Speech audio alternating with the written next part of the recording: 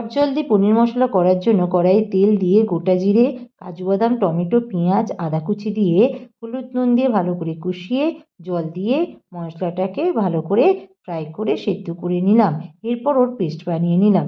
এবার কড়াইয়ে তেল দিয়ে হলুদ গুঁড়ো, কাশ্মীরি লঙ্কা, নুন দিয়ে পনিরটাকে ভালো করে এপিট ওপিট করে ফ্রাই করে নিলাম।